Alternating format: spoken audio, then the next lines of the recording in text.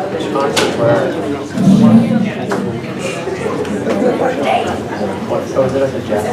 right, well, welcome. Welcome, everyone. Welcome, esteemed guests and visitors, to the V. Lincoln Symposium. It's our interactive and performative experience where you get a chance to be a part of history. Before we begin, I'd actually like to take the time now to acknowledge that Cal State University Fullerton is built on the ancestral land of the Quiche Nation, also known as the Gabriela, or the Tongva people. We honor their stewardship and cultural legacy of the land. I'd also like to thank Javier Ayarme, for the Ambassador and Consul General for Los Angeles, from Spain, for attending today. This event was made possible by the Cal State University Fullerton Phi Alpha Theta, the students' History 435 Spanish Civil War lecture course, and of course the California State University Fullerton Department of History. I would also very much like to give special thanks to Dr. Maitana Gia. Without her, this program would not have been possible, so she's the one who brought us all together. Today's presentation focuses on the story of the American volunteers who fought in the Spanish Civil War. Today we're going to learn why these brave men and women chose to trade away their peaceful lives to the turmoil of war-torn Spain. Some of the names we're going to hear today are familiar to you, like George Orwell and Ernest Hemingway.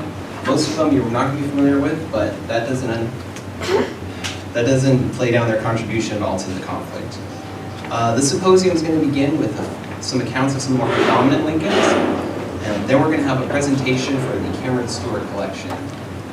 This is part of the school's collection from the archives. This was put together by a professor, Cameron Stewart, who interviewed a lot of the veterans in the Lincoln Brigade, and a lot of his research is compiled here. The school is very proud to have this as part of our collection.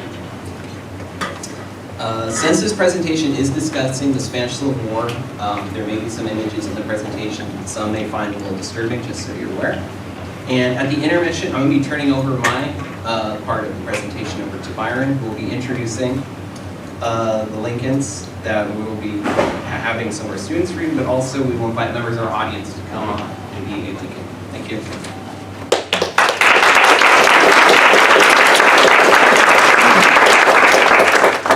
With that, I would like to introduce Garrett Fritz as our first Lincoln. He's going to be reading for Major Robert Marion, one of the commanders of the brigade. Thank you.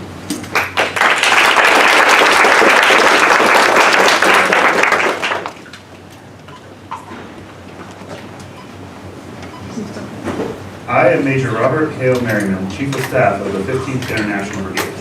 I was born the son of a lumberjack in Eureka, California. The year was 1908. All my life, I have worked to advance myself.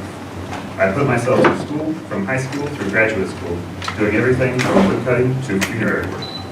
I even joined the Reserve Officer Training Corps to put myself through the University of Nevada. It was during my time in the university that I met Marion Stone, the woman who became my wife.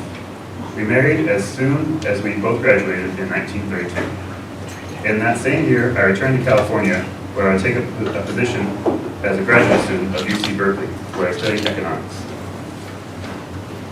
The times were tough. The country was in the midst of a Great Depression. All around me was a specter of hunger and suffering. Factories were shutting down, forcing parents to cast out their children because there was no food to eat. While studying at Berkeley, I personally witnessed the longshoremen's strike of 1934. My heart went out to those people who were struggling for an honest living, for better working conditions, and were being struck down. I saw that all the Western world was suffering this terrible economic downturn. But then I heard of something that gave me hope of a better future. Like so many others, I read about a place where there was no famine, where the economy was growing in spite of the global downward spiral. I had read about the Soviet Union, where the communist model alone seemed to be flourishing. I had read about new schools being built throughout this country, millions of people lifted out of poverty, where there was enough food and families could stay together. Now, I never considered myself a communist, but I dared to hope that there might be a way out of the turmoil that had engulfed my country. So by 1935, I convinced Berkeley to grant me a scholarship to study in Moscow. With Marion beside me, we would spend 8 months exploring the Soviet Union. I spent that time seeing new farms, mechanized equipment given to people to share from the government. I attended lectures at the top academies in Russia, some regarding politics, but mostly agricultural themes. During our time there, Marion and I made many friends, some of them Americans like us who'd come to Russia for a better future. We saw that future taking shape. Yes, it's true. I'd heard that things were not quite as idyllic as I saw. There were rumors of mass starvation in the countryside, and that people would sometimes disappear. I cannot recall seeing this myself, but I suppose I didn't want to. But there was something else going on in Europe, something I could not ignore. I read about Adolf Hitler and Mussolini, how the fascists bullied people around the world, from Ethiopia to Czechoslovakia. I heard about the atrocities in Germany, people stripped of their rights and forced into prison camps. I saw the foreshadowing of another great war in Hitler's tirades. Then I looked to Spain. Here was a democracy directly threatened by fascism, where fascist forces rampaged through the country, burning as they went, while the democracies of the world, including my own United States, did nothing. The world powers agreed not to interfere, despite Italian tanks trampling the countryside and German planes filling the sky. No support or monies came through for the Republicans. I knew something had to be done. So in 1936, I bid my wife farewell and made the long overland journey from Russia to Spain. I arrived in Barcelona to find there was already a battalion of American volunteers freshly arrived and ready to fight against the fascists. My ties to the Soviets and my 2 years of ROTC endeared me to the military forces of the Republic, and soon I was made second in command of the Abraham Lincoln Battalion. I spent weeks training these raw volunteers in all aspects of war I could think of, from digging trenches to maintaining weapons. I didn't feel it was enough, but war would not wait. By the approaching winter of '36, Franco's forces were on the outskirts of Madrid, and the Republic needed troops to defend the city. I knew that the Republic was ill-prepared, yet still I was shocked at the wretched conditions getting to the front. A full third of my soldiers didn't make it to the front when a truck driver took a wrong turn and was captured. We arrived at the Jarama River. We had no shovels, and our weapons were a hodgepodge of mismatched equipment. Most of the rifles were older than the men carrying them, and needed 14 different types of ammunition that were always in short supply. By contrast, we saw Franco's forces were well dug in and bristling with the most up-to-date weapon. Republican command continually gave me suicide orders to attack. Knowing that I had little choice, I led my men myself into the meat grinder. Somehow, we held them at bay for months, but I was wounded in the first charge. I sent a message to Mary, "Wounded, come at once." She joined me in a few weeks. She found me, my arm in heavy plaster, and resolved that she would join me in the battle. She signed up in the Lincoln Brigade as a corporal, the only woman to serve in that brigade. She was by my side throughout 1937 as the battle wore on. But by the winter of that year, I encouraged her to go home to America to raise more support. She was nervous and doubted herself, but I knew Marion could whip up support. As she prepared to depart, I sent her away with these words: "If I'm killed, I want you to promise you'll marry again." She promised. It was the last thing I ever said to her. I kept fighting for the Spanish Republic, eventually reaching the rank of major, and in charge of 3 battalions of international Spanish soldiers. I would go on fighting at the front until April of 1938, when I disappeared behind enemy lines at the last Battle of Ebro. They never found my body. Marion remarried and wrote a book about my life entitled "The American Commander in Spain."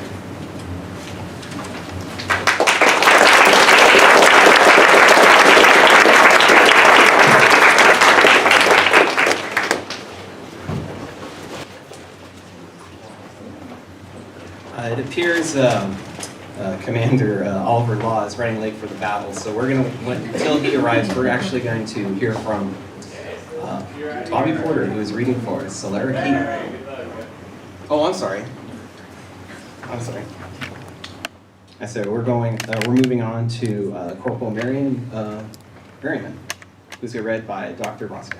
Thank you.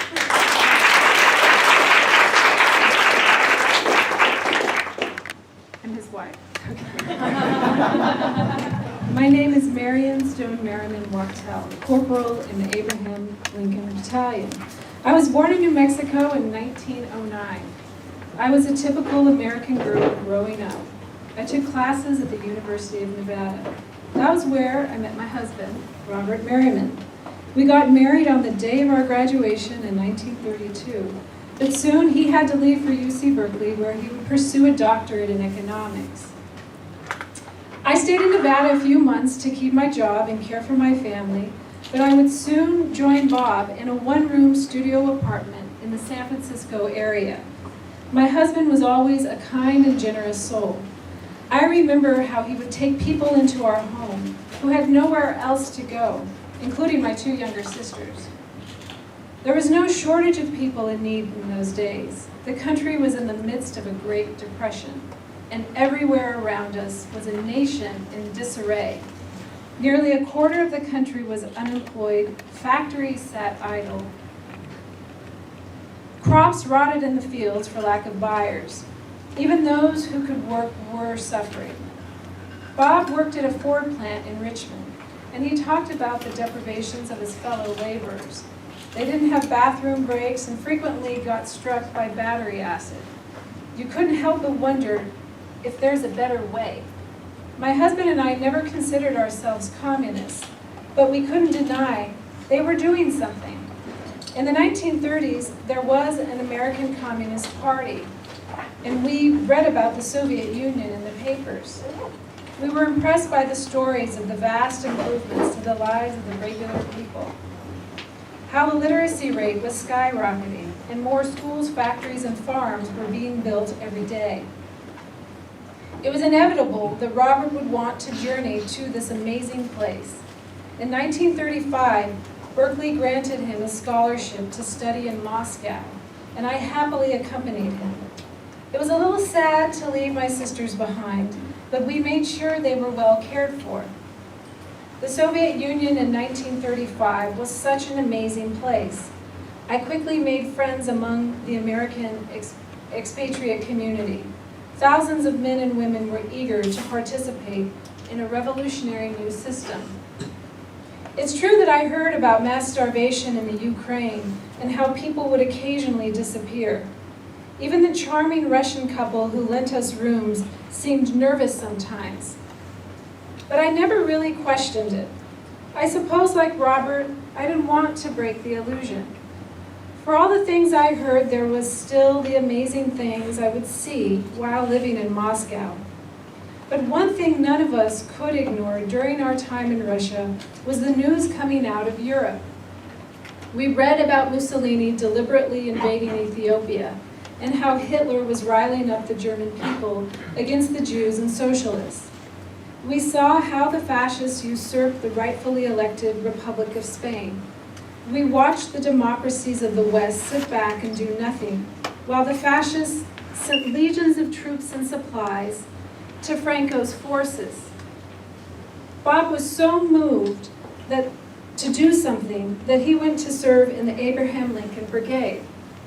The time passed, and then I got the dreaded message, "Wounded, come at once." I rushed over by train, sneaking through France to Barcelona to find my husband in March of 1937. I tended to him and joined the brigade as a corporal so that I could remain with Bob. I kept the records of the 15th Brigade as well as personal records for my husband and myself. I also wrote for the National Brigade's newspaper and worked as a liaison with visiting journalists, politicians, and other important visitors. My goal and Bob's was to bring in new supporters to the cause. We wanted the U.S. to raise the embargo and maybe join the fight against fascism. 8 months later, I left Spain. I didn't want to leave Bob, but he convinced me that I would serve the cause best by rallying support for it directly in the States. He was certain my interviews and speaking tour would be the best thing I could do for the brigade to raise awareness and support and ultimately lift the embargo. The troops needed food, clothing, and most importantly, ammunition. Bob's final words to me were, "I want you to promise me one thing. If I'm killed, you'll marry again." By December of 1937, I was in New York. I started traveling the country, spreading the word about the war in Spain and the need to support the brigade and the fight against fascism. All around, I could see that support was growing. In those days, the American Communist Party was an enormous force in America, as many Americans remember their tireless work to fight the Depression, organizing community projects, and forcing employers to negotiate for better working conditions. By 1938, millions were calling for the government to supply the Republic with weapons and supplies to fight against Franco's forces. For a brief time, it seemed to might be. There were rumors Roosevelt was going to lift the embargo, but those hopes were cruelly dashed when I learned that despite my voice and thousands of others, the pro-fascist supporters convinced the president to stay the course. All the time, worse news came in from the front. The gains at Teruel were reversed as Franco's forces, flush with Hitler's war materials and Mussolini's troops, pushed our brigade back. But the cruelest blow was the news that my dear beloved husband disappeared while leading a retreat to the Ebro. Despite conflicting information, I was certain of his death. The fascists shot all officers. With heavy heart, I continued my efforts to gain tangible material support from my comrades. But by the spring of '39, the war was declared over. Britain and France recognized nationalist Spain under Franco. No support was coming. The only bright spot was several months before the end, Barcelona had organized a full withdrawal of the international brigades, including the remaining 200 Americans. After the Spanish War, I watched as Hitler's war machine plowed through Europe. I retreated to California, and 2 years later met and married my second husband, Emil Wachtel. Over the years, I endured constant abuse from the FBI, who never let me forget I was a communist, thus an enemy of the American way. I stayed my ground and remained friends with my fellow comrades. Emil and I had 3 sons, Will, Jeff, and Joe. In my later years, I wrote a book, American Commander in Spain, about Bob and his role in the Spanish War. I visited Spain 3 times with Emil and fellow veterans after the fall of Franco. I could never find details about Bob's death.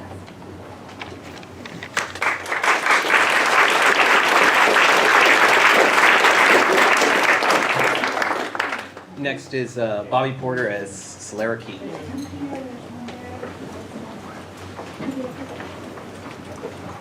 Hello, everyone.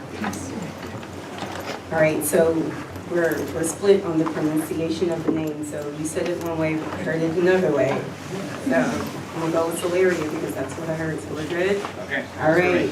Okay, so I want to get it right. All right. My name is Soleria Key. I was born in Georgia on July 13th, 1913.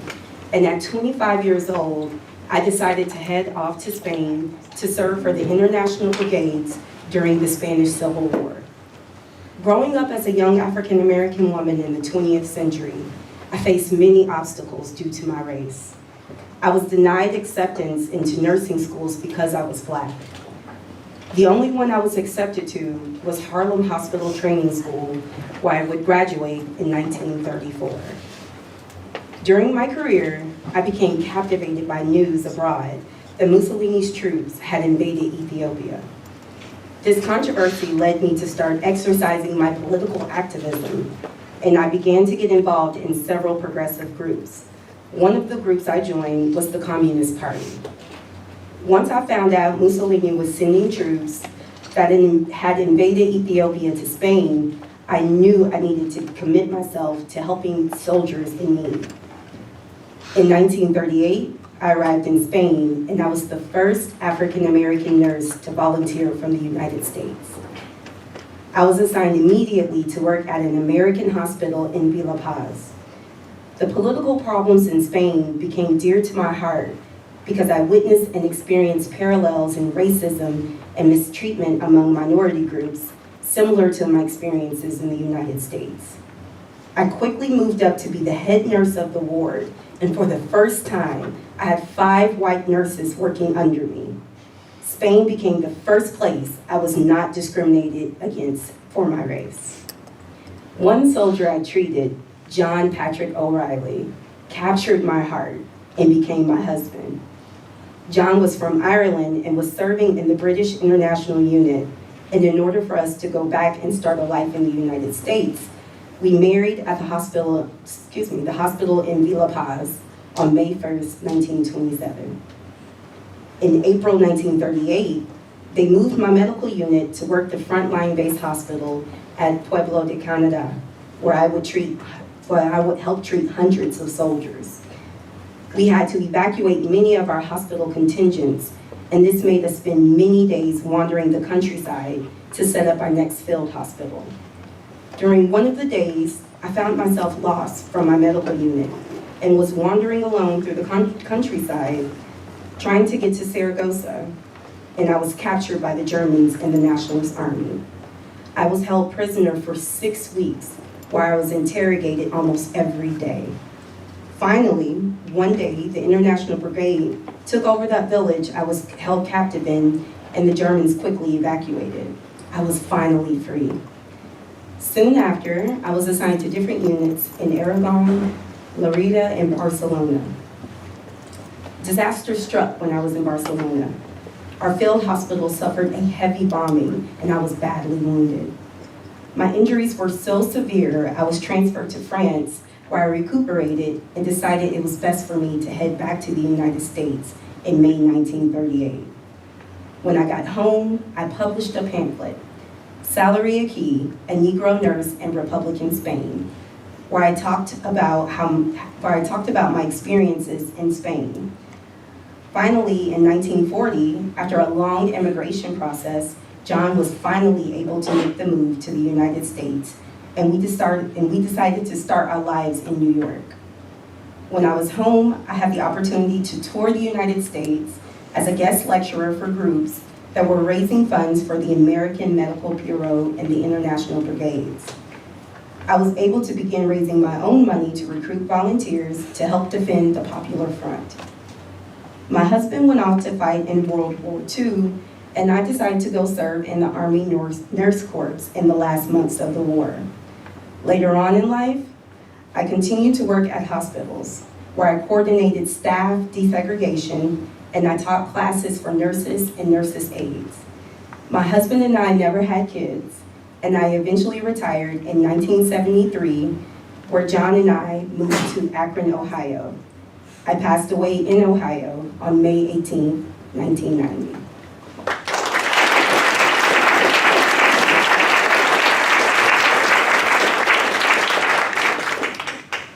All right, next we have Javier Bayardi, who is the Ambassador and Consul General of Spain in Los Angeles, and he's reading for George Orwell.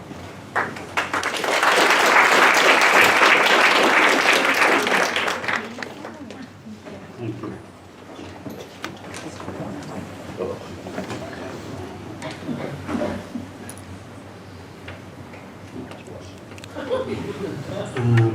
Well, I'm Eric Blair. I'm better known as George Orwell. I was born in 1903 in Motihar in British India. Now it's just called India. I was fortunate to have grown up in a wealthy household. My great-great-grandfather was a country gentleman and married my great-grandmother, the daughter of the Earl of Westmoreland, which allowed her to inherit an income from plantations in Jamaica. My family was sort of a lower upper middle class. Although I was born in India, after 1 year my mother took me and my sisters to England, and I did not see my father much after that. My mother insisted I get a proper education and wanted to enroll me in a convent school.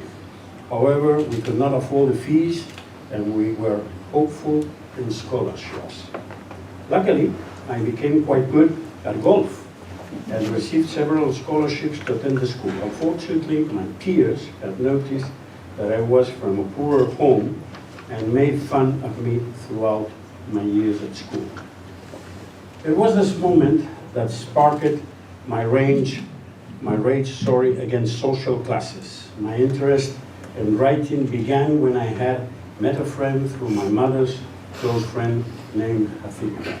Jacinta and I used to write poetry together and had always dreamed of becoming writers. Once I started attending St. Cyprian's school, I began to write poems again. I even had 2 of them published in the local paper. I never was able to keep good grades, but I did enjoy writing. Once I had heard what was happening in Spain, I felt the need to go. Therefore, I volunteered in the Spanish Civil War in the Marxist PUM, Partido Obrero de Unificación Marxista, group starting in 1936. I had served as a police officer in Burma under the Indian Imperial Force. Therefore, my background provided me with the necessary skills to fight in the Spanish Civil War. After returning to England from my time in Burma, I took up work in a local bookstore. It was there that my love for literature flourished once again. It was at the time I began working a book called A Clergyman's Daughter, at the same time as when I met my wife Eileen O'Shaughnessy. England eventually became a weary place, and I became dismissive of the backward society that had developed in the past 5 years. The hardworking were oppressed, and the oppressors were hardly working at all. An overwhelming sense of discomfort came over me, and I refused to stay any longer in England. I headed for Barcelona as soon as I could and became stunned by what I experienced there. The working class had complete control over the city. There were red and black flags hung everywhere. Almost everyone was wearing normal middle-class clothes. This was queer and moving. There was much in it that I did not understand. In some ways, I did not even like it, but I recognized immediately as a state of affairs worth fighting for. PUM was a militia, however, they lacked proper training and weapons. There was complete equality between the officers and men, which may have contributed to the dismantle of the regime. On May 20th, 1937, my time with PUM came to an end when I was shot in the throat by a fascist sniper. In the process of my healing and attempting to obtain my papers to return to Britain, the PUM was abolished and rumored to have fascist sentiments. Everyone I knew was being arrested or killed. My wife and I had to go on the run and into hiding. The process in returning to England was long and dreadful, perhaps the worst time of my entire life, being accused for the cause I fought desperately against. Eventually, I arrived back to England in July, only to be welcomed by a majority leftist population that denied the reality of the Spanish Civil War. I began then working on a new book to tell the truth about the war, called Homage to Catalonia. However, my previous publishers refused to work with me, and I had to settle for a less known publisher. The book was not a success. No one wanted to read it and believed I was a fascist supporter for my ties to PUM. My health soon declined shortly after the publication of my book, and the doctors feared I had tuberculosis. I sought work with a newspaper covering international news. The outbreak of World War II made me hope for a position covering the war. However, my health issues kept me far away from the front, and no publication wanted me as a liability. I wrote for several news publications for topics other than the war, and my eagerness towards battle inspired me to begin writing a new book called Animal Farm. The book was ready to be published in 1944, however, publications refused because it criticized the Allied Soviet Union. It did not matter because in 1945, the book was published and became an instant success, selling out the first 2 months. After Animal Farm, I continued work with newspaper publications, and throughout the war in 1940s, my work solidified my political stance for democratic socialism. In 1947, I was officially diagnosed with tuberculosis, and my health conditions worsened quickly. Only 3 years since my diagnosis on January 21st, 1950, my tuberculosis became too much for my body to bear, ending my life.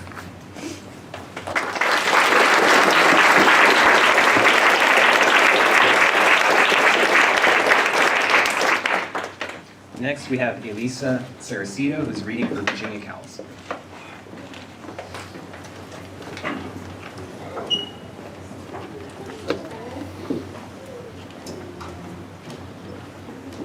My name is Virginia Cowles. I was born in Brattleboro, Vermont on August 24th, 1910. I was a relatively well-known debutante in the area, helping me to be well-versed in society. In the 1930s, I began my career in journalism, but was limited to writing for the gossip column in New York and Boston newspapers. I ventured into foreign reporting in 1936 as Spain was calling my name. I was young, only 26, and giving the newspapers something they didn't ask for, a woman's perspective on something other than shopping, dating, and social life, which is just a fancy way of saying gossip. Well, I had not been attending college and truly had no qualifications as a war correspondent except curiosity. I ended up working with Hearst newspapers, the Daily Telegraph, and the Sunday Times. I won't lie and say that being a woman made my job any easier, but the way my high heels got me around sure persuaded men to offer me extra assistance. As this was my first time working in foreign reporting, I wasn't afraid to ask the men to show me the ropes and help me figure out what being a war correspondent entailed, even if it did mean I had to bat my big pretty eyes every once in a while. Tom Delmer and Ernest Hemingway were readily available, of course, giving me the chance to catch some action on the front, or even just walking down the Grand Via. I recall the time Tom took me for a walk on the Grand Via to show me around, get a feel for things. You can read that however you like. It was nearly past noon when the shots started to rain down. I had never before felt the sort of fear that sends the blood racing through your veins until that moment. As I was getting more acquainted with journalism, I quickly joined a small group at the Hotel Florida consisting of Hemingway, Matthews, Delmer, and Martha Gellheim, to name a few.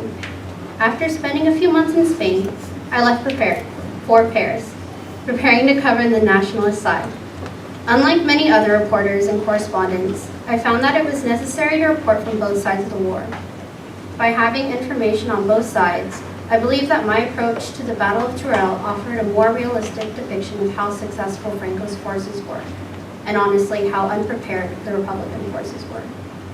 My experience in high society helped me navigate through the culture and formal structures of nationalist Spain.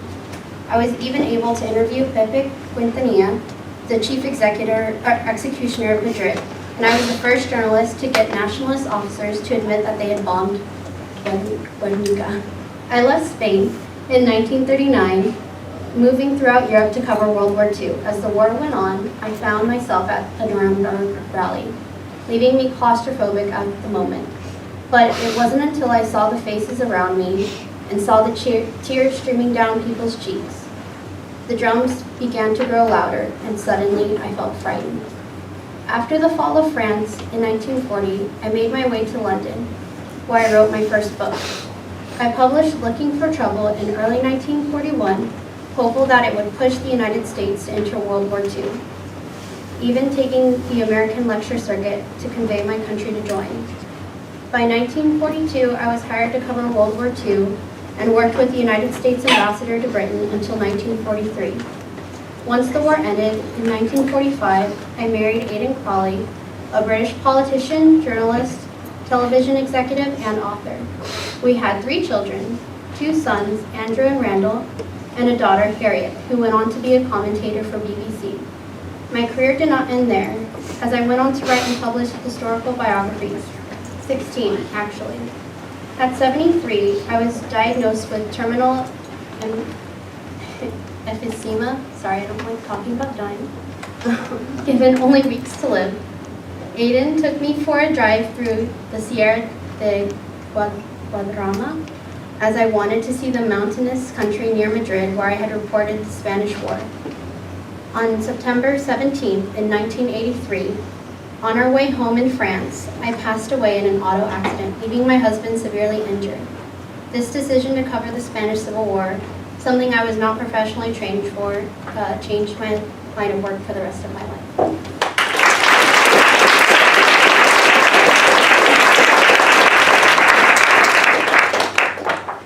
And now we'll have Jensen Walsh as Ernest Hemingway.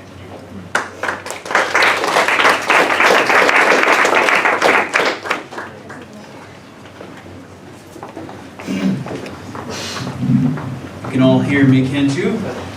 Right. Good. I am Ernest Hemingway.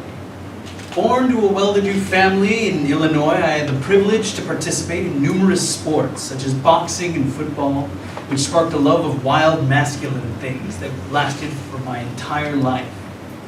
I began my writing career by contributing to my school's newspaper and volunteering for the Kansas City Star, emulating the decisive style of sports writers. When World War I broke out, I initially attempted to join the Army and Navy, but I was rejected for poor eyesight. Still wanting to make a difference, I volunteered as an ambulance driver on the Italian front for the Red Cross, where I was, unfortunately, severely wounded. Afterwards, I became a leading light of the Paris-based art movement known as the Lost Generation, with novels such as The Sun Also Rises and A Farewell to Arms, in which I incorporated my experiences in the war as well as my travels to many countries. One of these countries included Spain, whose rich culture and customs, especially bullfighting, I fell in love with as soon as I arrived.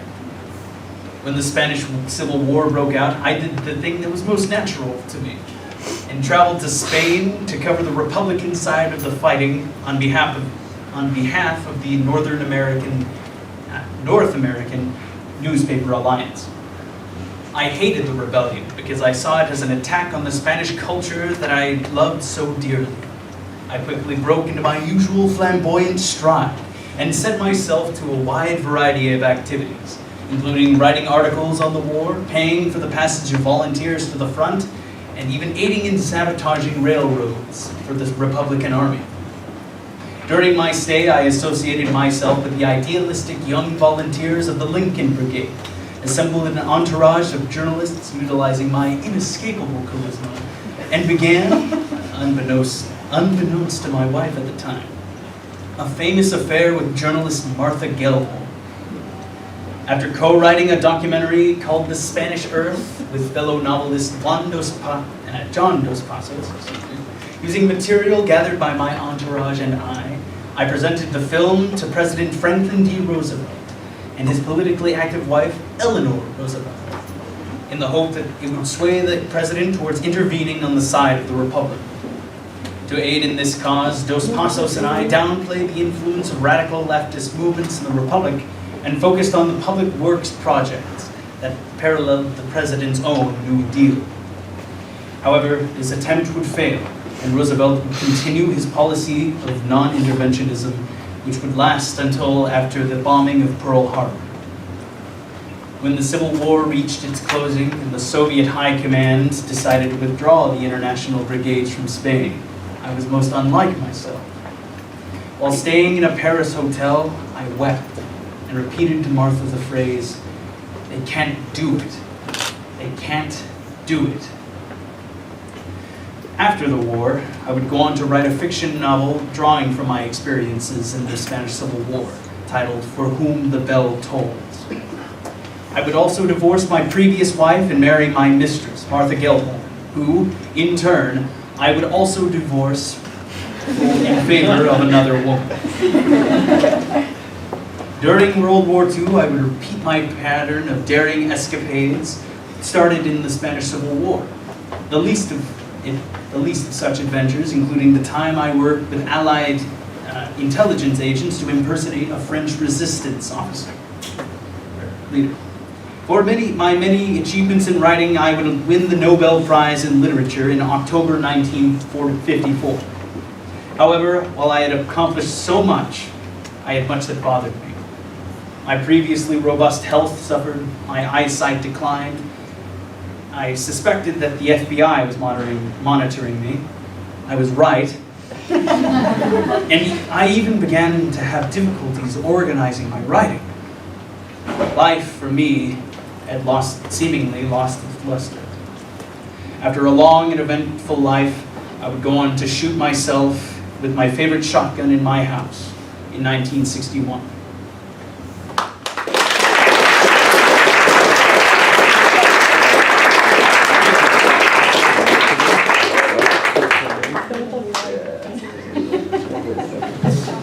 Next we have Jacqueline, who is reading from Martha Gilmore.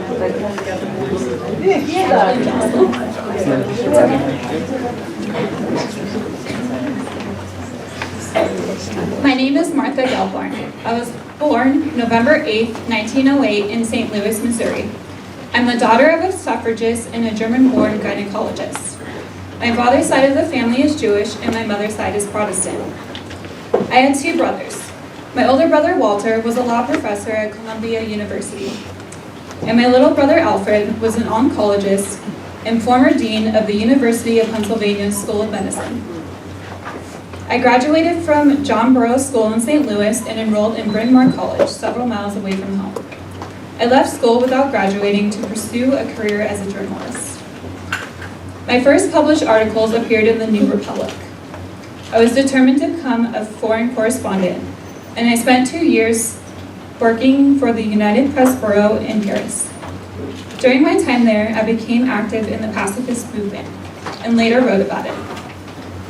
I returned to the United States and met Harry Hopkins with First Lady Eleanor Roosevelt.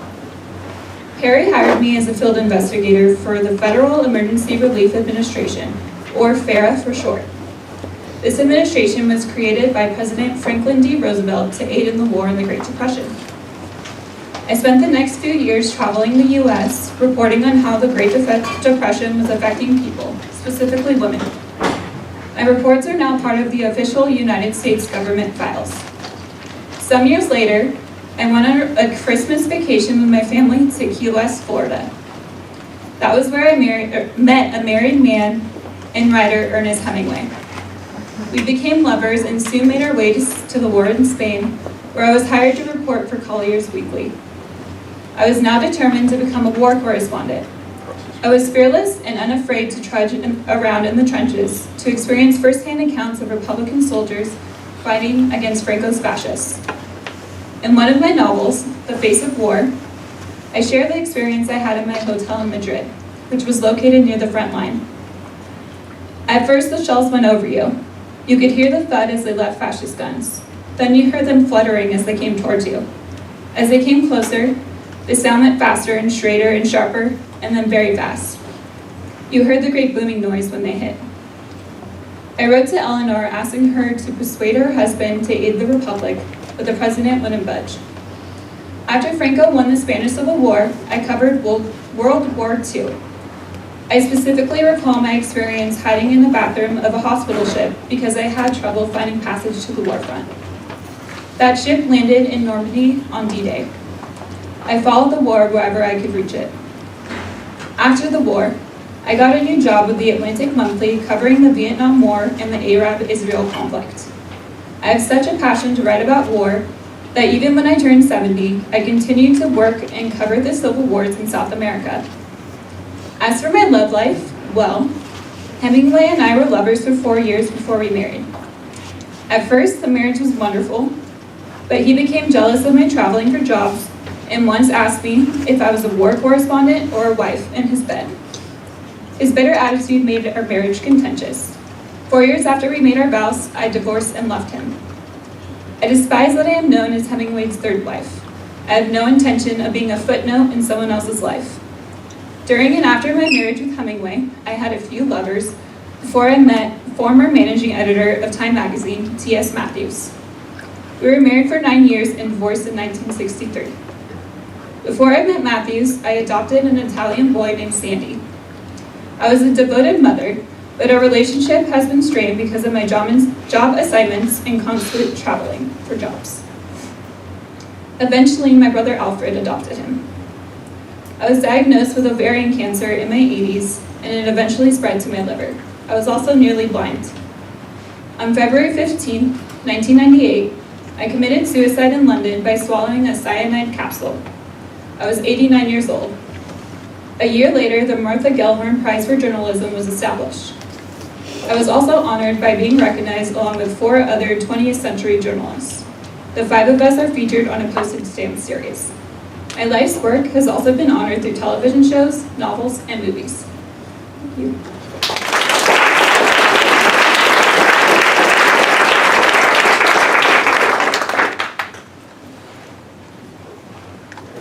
Next, we have Sierra Sampson, who's reading for Gerda Taro.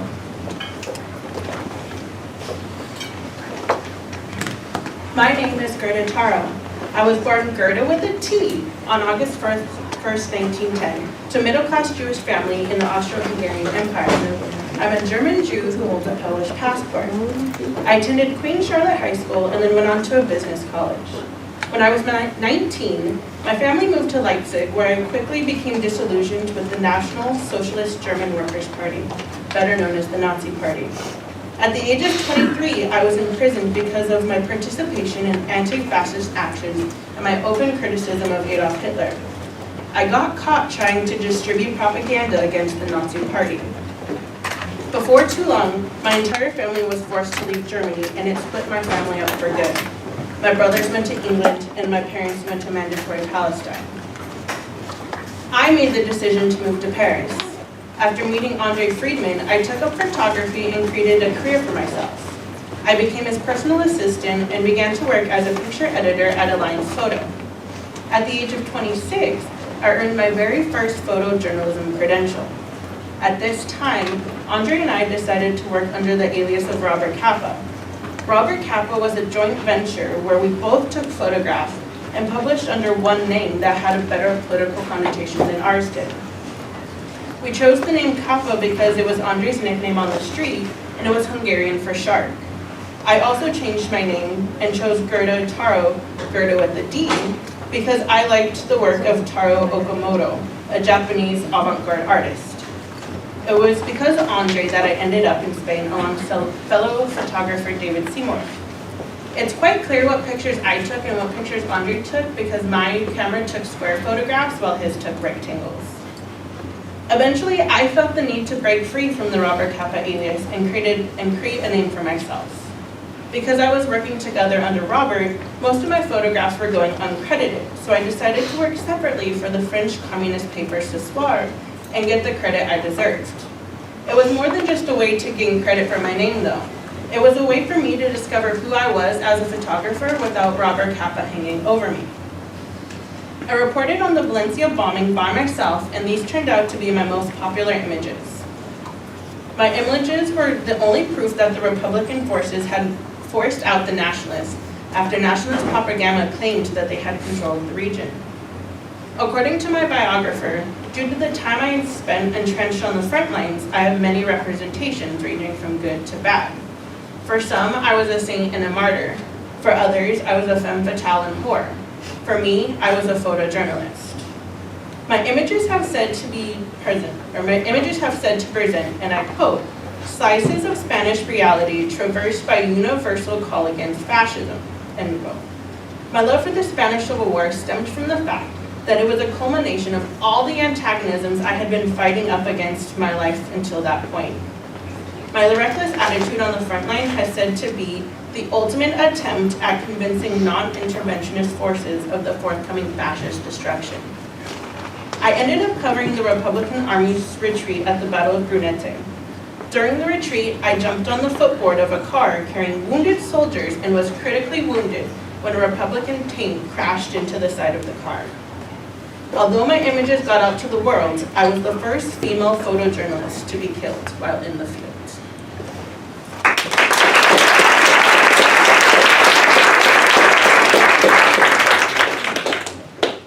All right, I'd like to take the time now to welcome Dr. Chris Brown. He will be reading for Battalion Commander Oliver Long.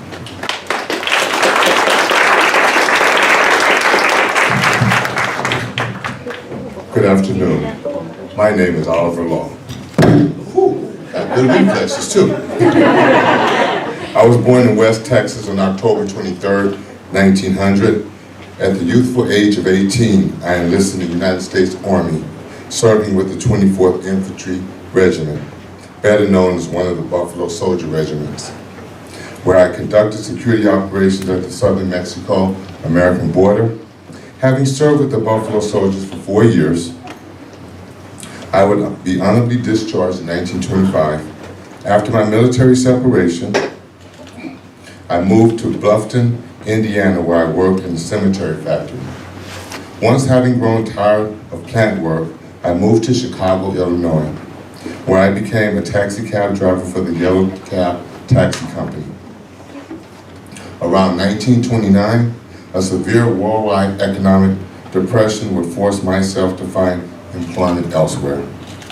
While barely surviving and falling into and out of unemployment, I discovered a profession as a stevedore, better known as waterfront manual labor, working within the shipyards.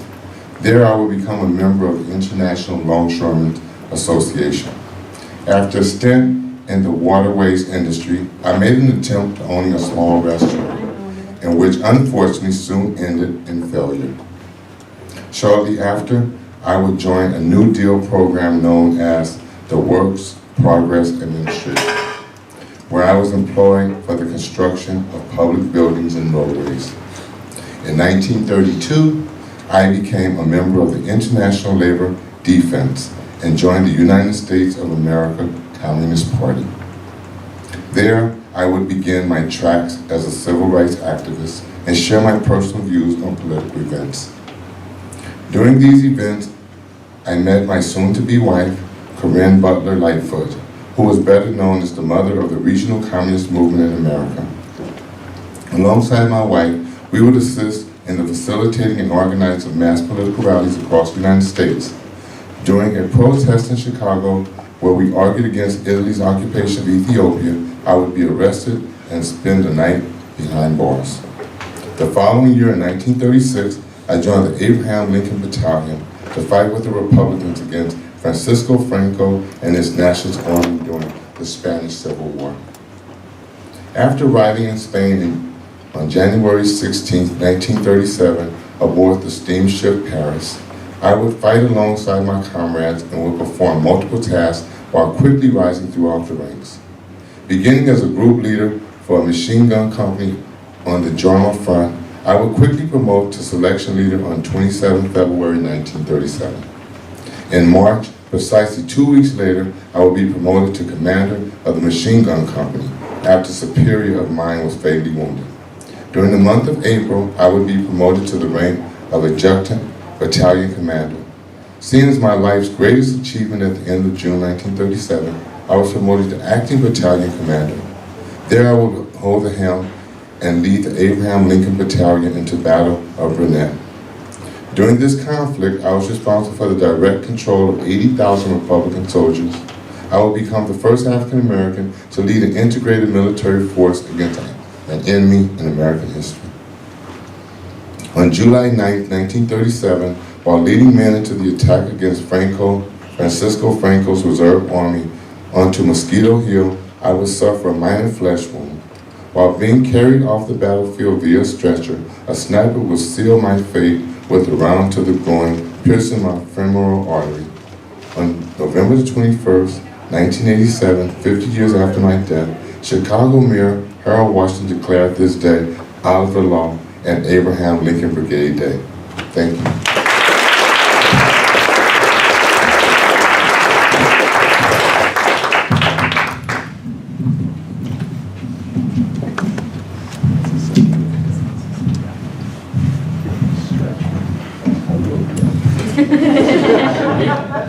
And I can't control the mic, but I can do all the rest. That's what I'm doing. Sure.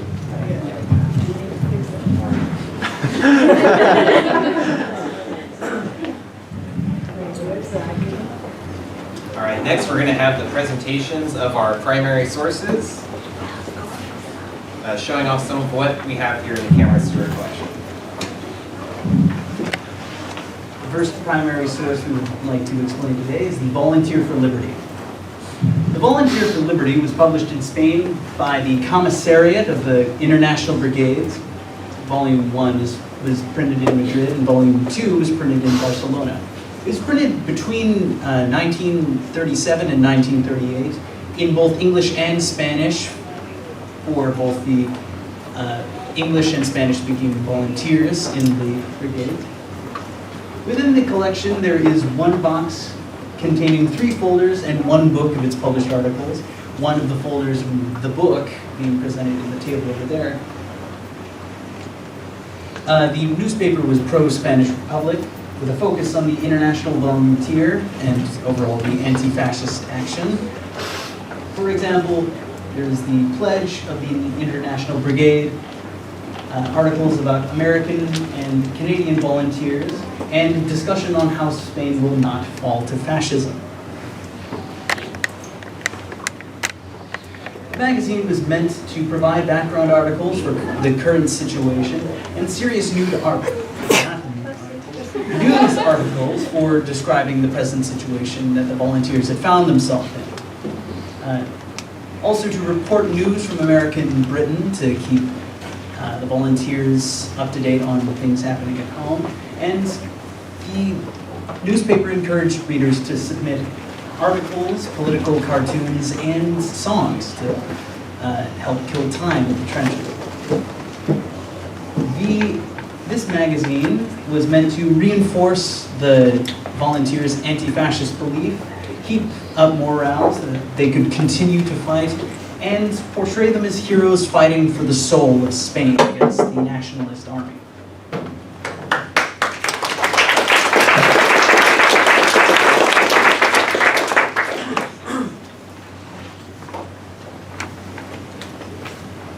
Alright, so the next following artifacts can be found over in that back corner right there with Louise. Here presented is an artifact from the One Big Union Monthly. The One Big Union Monthly was originally published in 1919 through 1920 as a volume within the Industrial Workers of the World, which was a U.S. Revolutionary Union. It was later recirculated in 1937 through 1938 during the Spanish Civil War. As you can see here, the image is very sensitive and graphic. The intentions of the bombing of Madrid by Franco's German Condor Legion were not simply into targeting of enemy positions. These children had been seen playing in the street just prior to the massacre. The image shown was used by One Big Union Monthly as propaganda to discourage supply shipments to the nationalists from U.S. ports.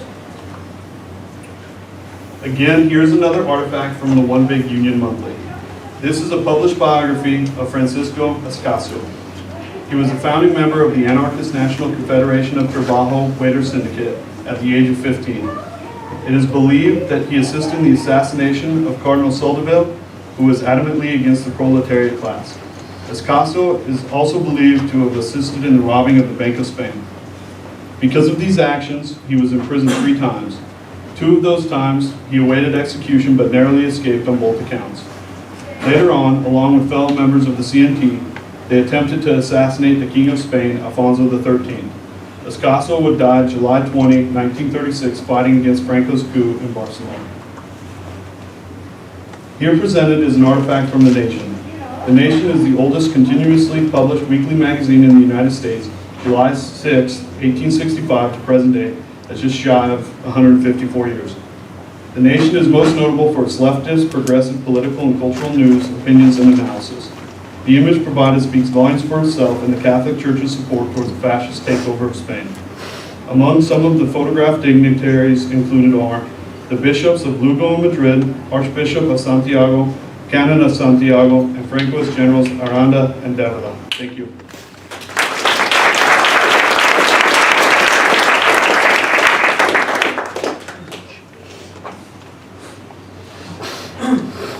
The following documents, sources, they're located on the middle table on you guys' right. And basically, this magazine, it covered the Civil War by supporting the nationalists and the leader Francisco Franco. The magazines constantly praised Franco, talk about the children of Spain that were evacuated into the Civil War, or mostly discuss the political aspect of the war by supporting the Francisco dictatorship. The image in the middle, the image in the middle,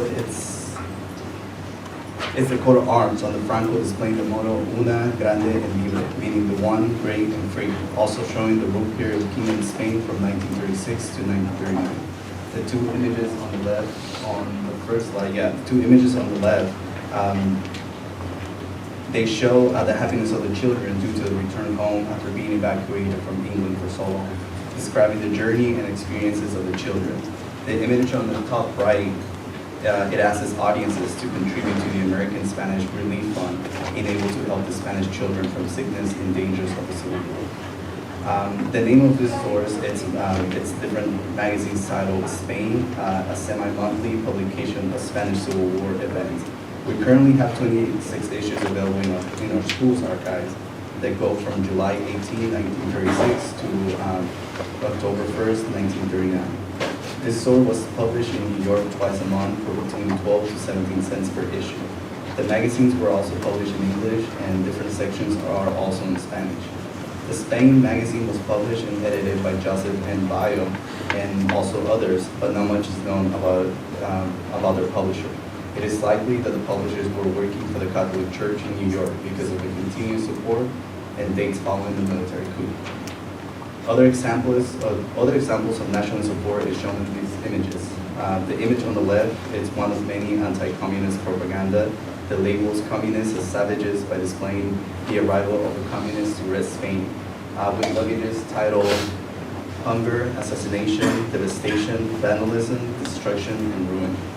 The image on the middle is a passage that describes the members of the International Brigade as mercenaries who have gotten completely out of hand by threatening the office of the Barcelona regime. The image on the right, it's one of many depictions of the anti-clerical desecration of churches that show different destroyed churches, statues. The magazines exhibited anti-clerical tendencies to justify the rising of a crusade against anarchism and communism.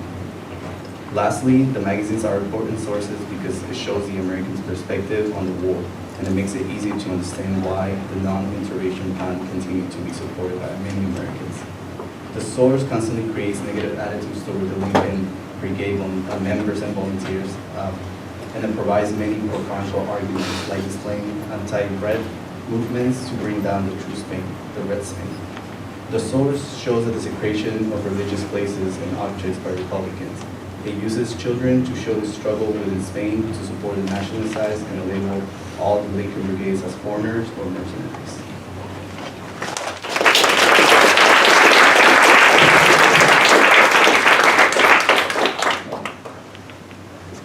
Hello. Okay, so this primary source is called The Fight, which is located on the back left table right there. The Fight, the primary source, there's only about 4 to 5 magazines in this collection, and these magazines contain stories and photos about the Spanish Civil War. The American League Against War and Fascism published The Fight. In 1937, the League changed their name to the American League for Peace and Democracy.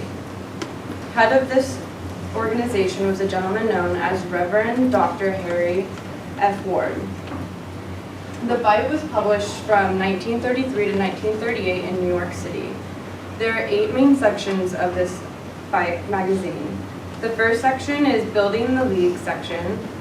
Second is In Step to the Labor section. 3 is Youth Notes. The 4th is As to Women section. The 5th is Radio. 6 movies, 7 books, and 8 a Wall Street section. The Fight was significant because the League was against class systems. They felt class systems only benefited the upper and working classes. They were also against fascism because they felt fascism breeds war. In 1933, the yearly subscription was only 50 cents, and single copies were only 5 cents.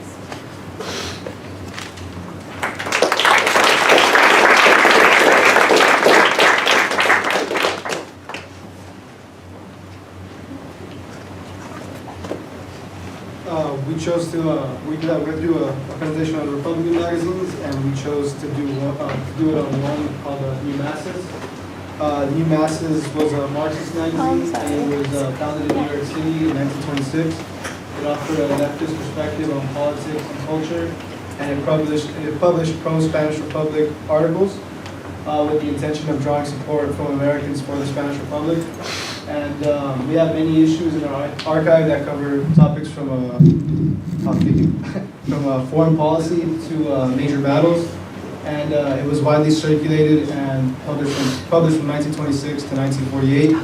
And we have, in our collection, we have issues spanning from 1936 to 1939, which is the duration of the war. And these are the articles that we have. They can be found on this table right here. The first one's called "An Embargo on Democracy." It was published in January 26, 1937, and it criticizes the arms embargo placed on the Spanish Republic. And the next one we have is "Yanks Under Fire in Spain," and that one details the exploits of the Lincoln Brigade at the Battle of Jarama. And we have one of the other articles is called "Fascism is a Lie," and it was written by our good friend Ernest Hemingway over there. And it explains to writers of the world why they should be united against fascism. And the New Masses is also known for publishing art in each article, or each journal, I should say. And we have one of those on display for you right there, and you can find it right there as well. And yeah, that's it. Thank you.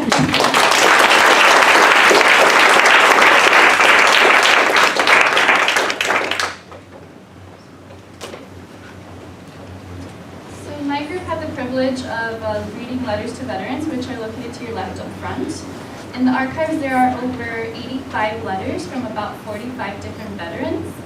We do not have a copy of what Professor Stewart was asking these veterans. There are some veterans that gave very detailed answers and actually continue to trade correspondence with Mr. Stewart beyond the questions he asked. From the answers the veterans were giving, it seems like some of the questions being asked were reasons for having joined the brigades, how many American men joined altogether, how many African Americans had joined, and reasons for having lost the war, among many more questions.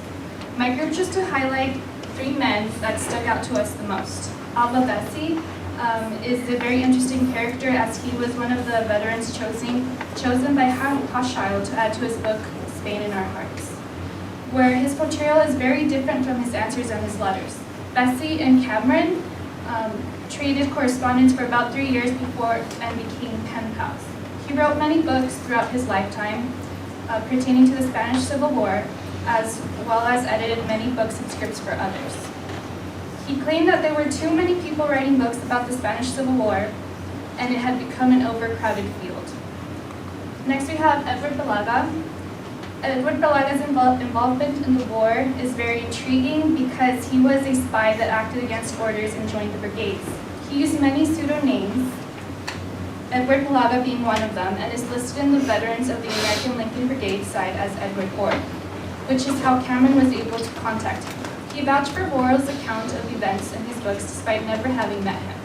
Balaga wrote about vivid memories from the front, which not many veterans chose to write about. He explained the conditions in which there were not enough arms to go around, uniforms were scarce, and many did not even have some that fit. Lastly, we have Milton Wolfe. He was the last commander of the Lincoln Battalion after the death of Robert Merriman. He was successful in leading the battalion, and the men respected him. Wolfe met Hemingway during the war and regarded him as childish and wanting to be a martyr for writers. He wrote many books throughout his lifetime and regarded very highly of himself. He was loved by the Spanish people for his war efforts and told the Spaniards that if they ever get into any trouble, give him a call.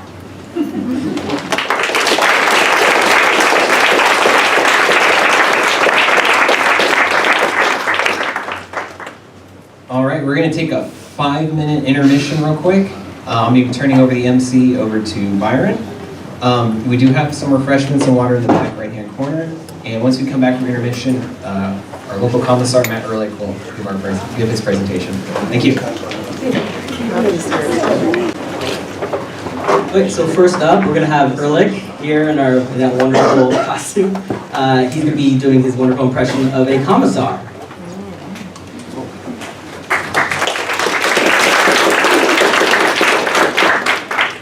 Good afternoon, everybody. So the following biographical details are a fictional composite. Any resemblance to real historical individuals is strictly intentional. My name is Matthew Ehrlich. I'm an American citizen. I was born to a rabbi, actually, who immigrated from Romania.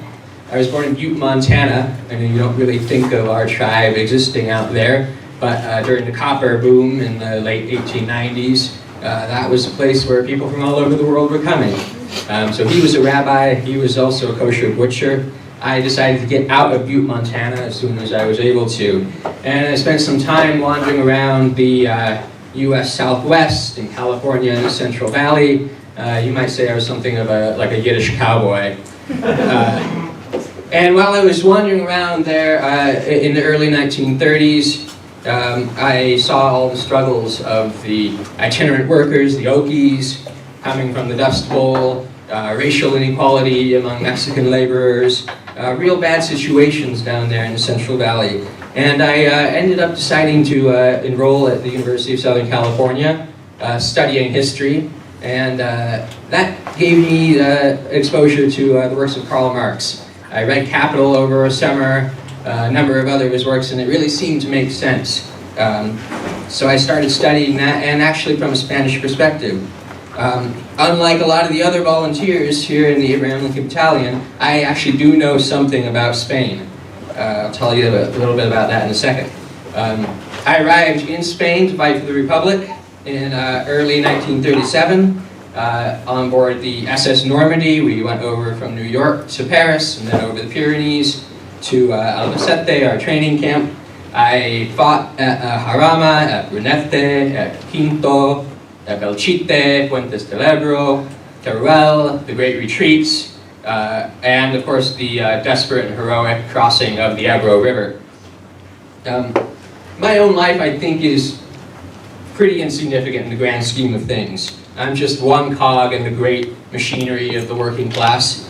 So I want to tell you a little bit about what we're doing here in Spain. Spaniards have suffered for hundreds of years under the yoke of absolutist monarchism, an intolerant, intransigent church, and an economic oligarchy that stifled all developments. So, although many of us are communists, myself included, we're not here to fight a communist revolution. You know, Marx's materialist conception of history says that first you have to go through the necessary stages. And Spain, according to our interpretation, never went through that stage of bourgeois capitalism. So it's perfectly consistent for us to be communist, fighting for what is really a democratic, centrist, liberal government, much like you would have in the United States. And of course, later, some of us hope that that stage will lead to a communist revolution if we've set the necessary preconditions. But I think we can all agree that fascism is a global menace, and what happens here will send a message to the Italians in Ethiopia, to the Japanese in China, Hitler in Europe, the Ku Kluxers in the US South, that there is no place for them and their ideology on this globe. I'm a political commissar. It's a little bit of a different structure than traditional armies. In this army, we are all equal, but we do realize that decisions still have to be made by those in the know, if you know what I'm saying. It's just like a factory floor, you know, where every man is responsible for one of the components of the machinery. The foremen have to keep the place running on track. We're not anarchists. This is a serious business, and we have to be serious and disciplined about it. My job as a commissar is to help with morale and help the men really understand the hard political science behind why they're fighting here. They're not warriors seeking booty like the Mongols. They're not conscripts in some royal struggle for territory. We don't have fancy tanks, we don't have planes, we just have our spirit, our heart, and our education. We're conscious volunteers, the vanguard of an idea, and that makes us pretty special. We're the first integrated army in the world. We're composed of all races, brought together in one cause, and I think not all of us are communists, as I mentioned, but I'd like to think that all of us recognize the organizational role of the Third International. So, thank you. I appreciate being here.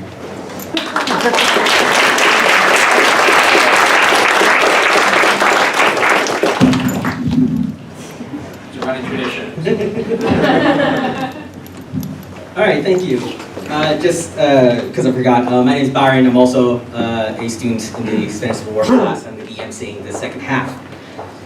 So next up is Jacob Serber as George Watt. Whoa, 1 second. Oh, I'm so sorry. Went a little ahead of there.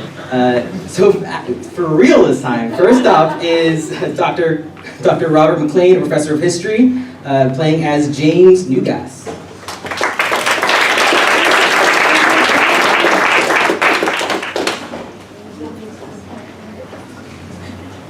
My name is James Neugass, and I'm a member of the Abraham Lincoln Brigade and of the American Medical Bureau. My family and I are well off, middle class, highly educated Jews in New Orleans, Louisiana.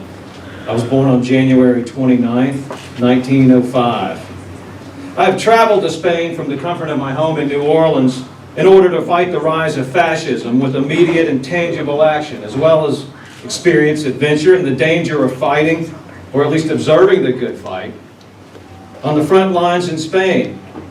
I was formerly a poet and wrote for a newspaper in Paris.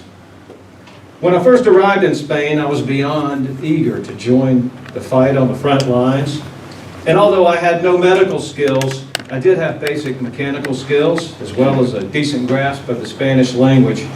So I was thrust into the Spanish conflict, playing the role of an ambulance driver.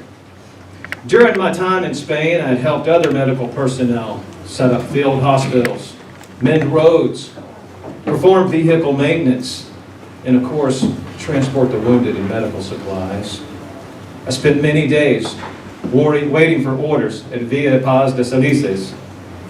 And finally, I was sent out to Teruel with other choppers like myself. I was surrounded by loud shelling and had to scrounge for supplies like wire and linen and Teruel just to bring it back to the field hospitals. There were times where my comrades and I were forced to hide in the trenches and leave our ambulances on the side of the road to avoid being seen by the Italian and German planes flying overhead. Towards the end of my tour, the drives I completed and the destinations I arrived at were becoming increasingly hairy. The main hospital at Villa Paz had been moved to Manisa, more north of the Teruel front. The hospital was not safe as the fascist planes bombed Manisa without restraint. I was the only ambulance driver of 5 to escape the bombing as I dove into a nearby trench while the other 4 drivers hid in a nearby house, which took a direct hit. During the Great Retreat at Ebro, I was injured by a chunk of shrapnel flying into my back. By the time I had arrived at Barcelona, I was finished with this war, and I wanted to go back to the States and write my book on my experiences in Spain. After my 6-month tour in Spain, I had returned to the U.S. to compile my diary entries into a published work. Unfortunately, I did not accomplish this literary feat in my lifetime, as my involvement in the Spanish fight for democracy did not go unnoticed by the U.S. government.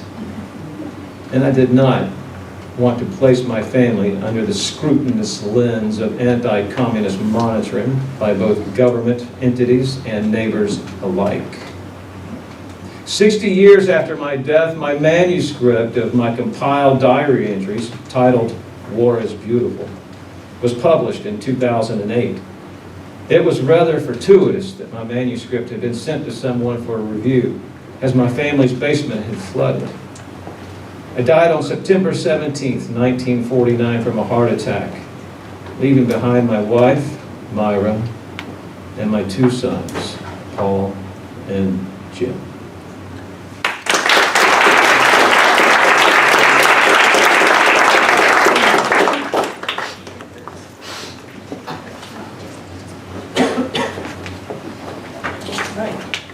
Next up is our wonderful leader, Dr. Tanagia, Assistant Professor of History, as my personal favorite, Maria Giattoni.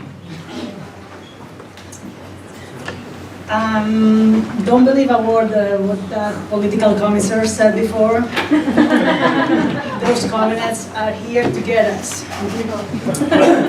And we're not gonna let them. Because it's one dictatorship or another.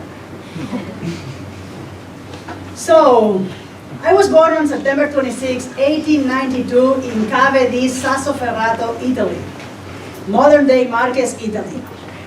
To a peasant family.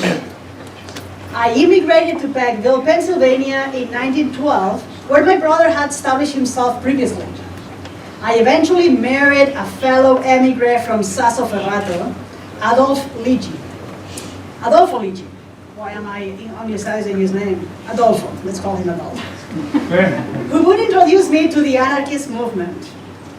We were heavily surveilled by local authorities who considered us leaders of the nearby CSUF, Pennsylvania Italian mining community. Along with my husband, I went on to heavily participate in multiple campaigns to support my comrades. We participated in Nicola Sacco and Bartolomeo Vanzetti's support campaign when they were wrongly, did I say wrongly, murdered by the capitalist state for their belief in the anarchist ideal. We raised money for the assassin Ernesto Bonomini, who injected fear into the hearts of bourgeois swine.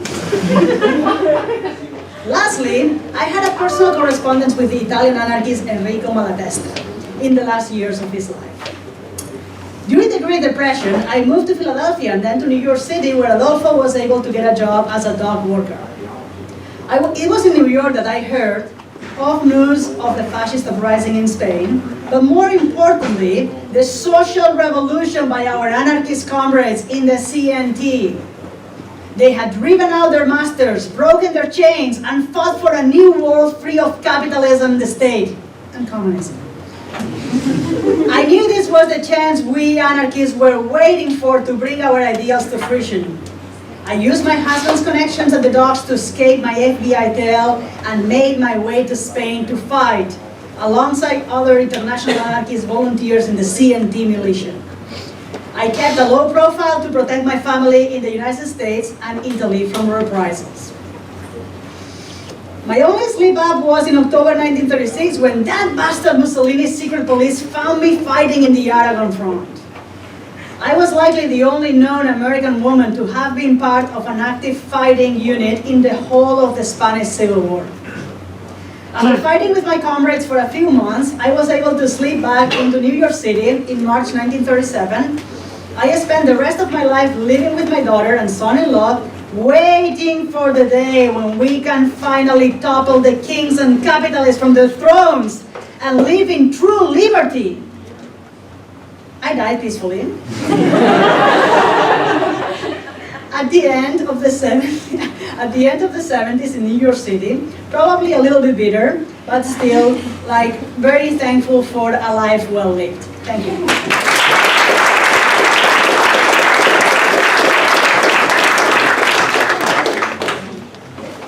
All right, we're going to begin with volunteers from the audience. Our first volunteer is Jacob Serber as George Watt. Make sure we're right around if you're not happy to do this, but they are doing it, so thank you. Hello everyone, my name is George Watt. I was originally born Israel Quat, but I changed my name later in life to try to hide my Jewish heritage. I was born on November 5th, 1913 in New York City. I grew up in East Harlem until my family and I moved to Brooklyn in my youth. While there, I first developed a circle of friends that would go on to become leaders in the student movement as well as communists and socialists. My immigrant father was a strong supporter of socialism as well. My friends and family would be the individuals that would end up influencing my support for communism. I attended Brooklyn College in 1931 and Cooper Union Institute of Technology from 1933 to 1935 to earn a degree in engineering. While attending college, the appeal of communism grew for me. I joined the Young Communist League and from there felt a calling to defend these ideals on the battlefields of Spain. I pushed others to go, but I was worried about war and took a long time to decide on whether or not to go myself. But for me, the war was fought on two fronts. On the one hand, I was fighting for the defense of communism and leftist ideas to not be wiped out in Spain. However, my Jewish ancestry was also under attack. Franco's nationalists wanted to expel both communism and Judaism completely from Spain. I finally decided I needed to fight and left for Spain on July 24th, 1937. I arrived and joined up with the 15th International Brigade as a light machine gunner. I was wounded in the fighting at Fuentes de Ebro. I healed and returned to battle, joining with the Lincoln Battalion as the battalion commissar. I took part in the delaying action that tried to impede Franco's drive to the sea. I was one of the lucky few that was able to escape the fighting by swimming across the Ebro River to safety. But I watched some of my good friends and wounded get carried away by that powerful river's current, never to be seen again. With the defenders of Republican Spain all but destroyed, I had no choice but to return home in December of 1938. But the fighting was not over for me. I would go on to continue my war against fascism by joining the U.S. Army Air Corps as a B-17 bomber crew member. My bomber went down in November of 1943 over Belgium, but I was able to escape and return to England, returning through Franco's Spain. I wrote a book about the experience called The Comet Connection. Upon my return to America, I continued my work with the American Communist Party. I was one of a group of party officials convicted of sedition in 1953, but the conviction was eventually overturned. I broke with the Communist Party in 1958 to try to keep some peace in my life and for my newly formed family. I married my first wife, Ruth Rosenthal, and we had 2 sons, Stephen and Daniel. She unfortunately passed away, and I went on to remarry Margaret Weschler, who I would be able to spend the rest of my life with. I received a master's degree in social work from New York University and began working as an administrator at the Community Mental Health Center at Maimonides Hospital in Brooklyn from 1968 until my retirement in 1982. I settled nicely into retirement, living the rest of my life in Northport, Rhode Island. I eventually passed away from cancer in July of 1994, leaving behind a rather large family to continue my legacy. I would never forget the trial by fire I lived through in the fierce fighting in Spain. It would empower my convictions and ideologies that guided the rest of my life.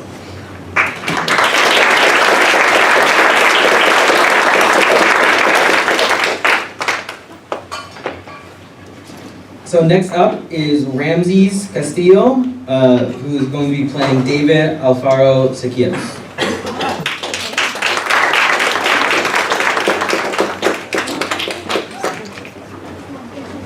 I'm David Alfaro Siqueiros. I'm known by many for my famous paintings and movements and also ideologies.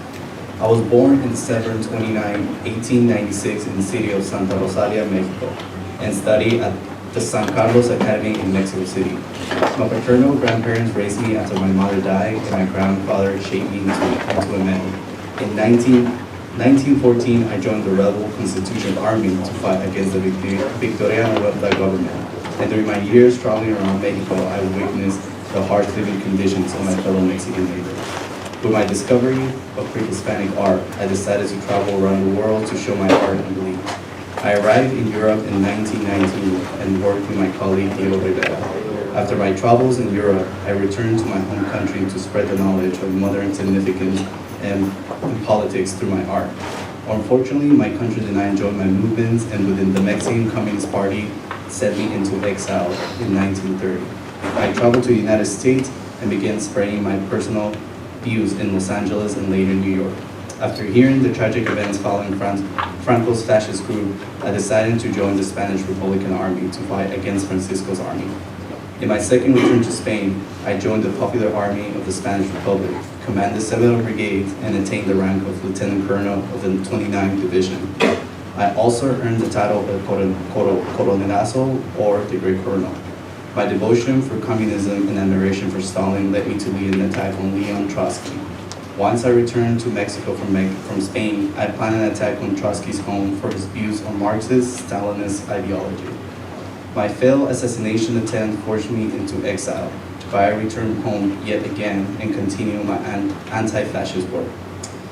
In 1959, the government of my home country sentenced me to 5 years in jail for supporting my fellow working men. I continued to support my communist ideology and strongly backed the new Cuban government with Fidel Castro as its leader. In 1966, I was awarded the National Art Prize from the Mexican government, and the following year, I received the Lenin Peace Prize from the Soviet Union.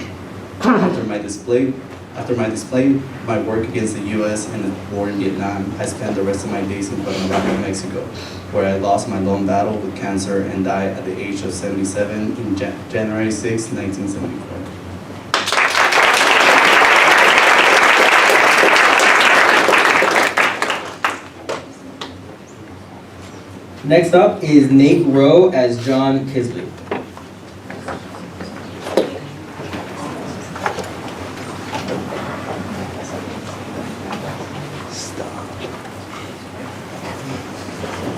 My name is John Kisley.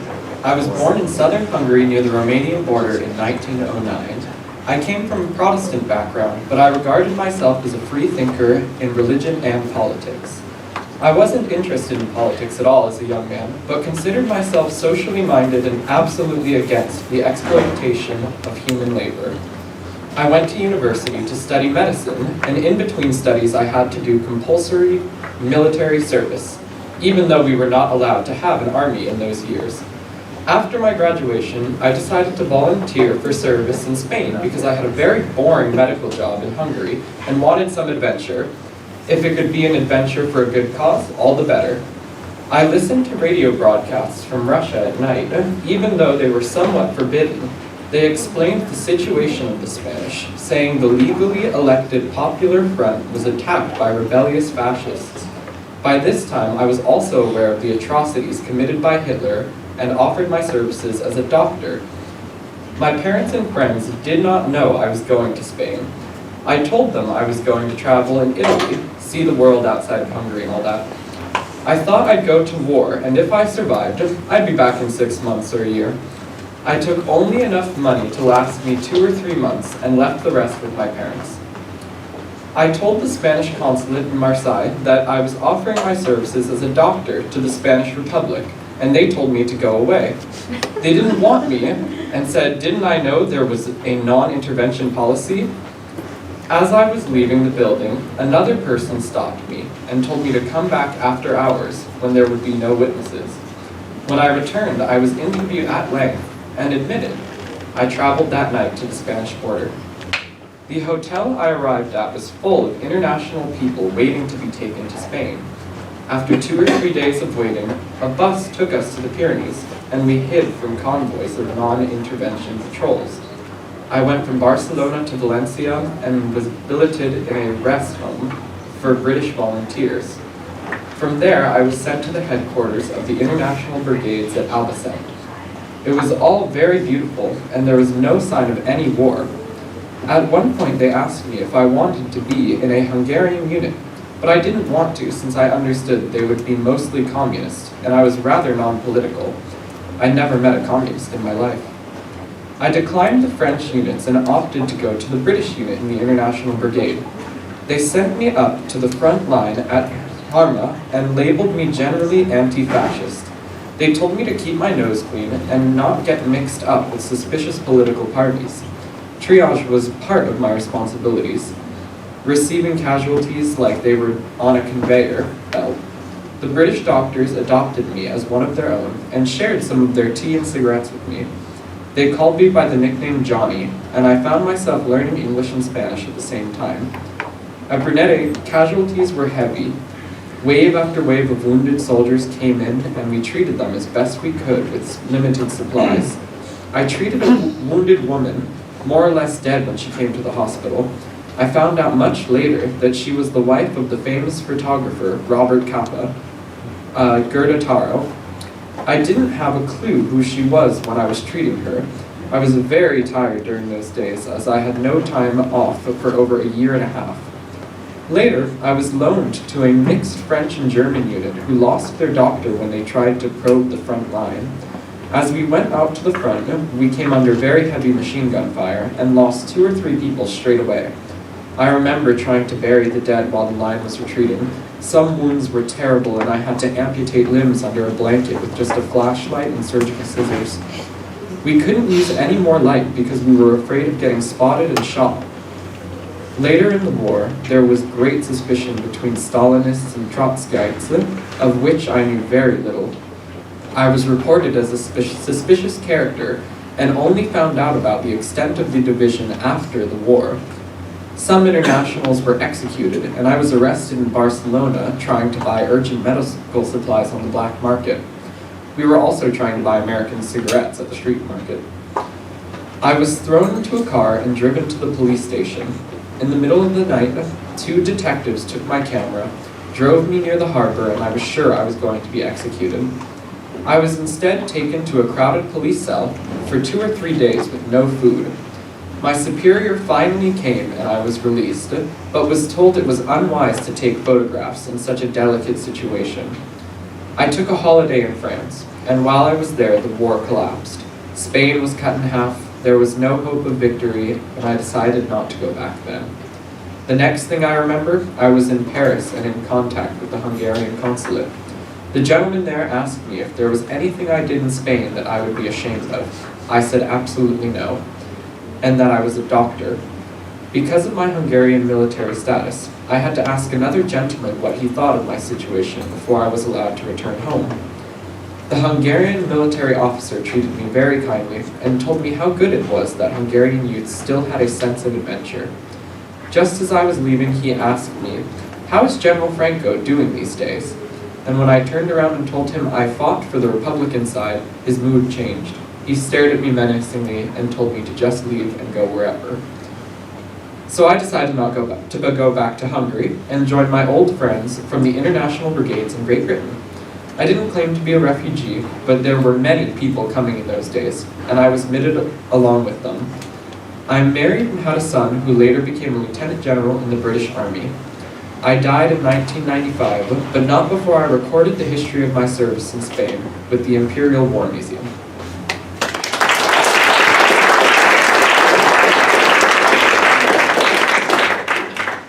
Next up is Daniel Bermudez as Herman Butler.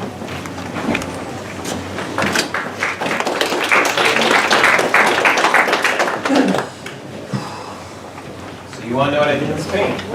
Well, let me introduce myself. My name is Herman Johann Friedrich Boscher. I was born in Landsberg, Germany. I was orphaned at a young age.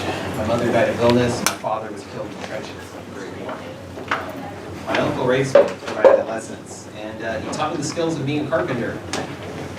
Due to the severe economic depression Germany was going through, thanks to the Treaty of Versailles, we moved around Germany and Austria until finally in 1931 I moved to the United States. I actually settled in San Francisco and began my college studies in sociology at the San Francisco State University. For work, I worked as a dockhand. Met a lot of fine individuals and docs, a lot of members of the American Communist Party, and I was never a member myself, of course.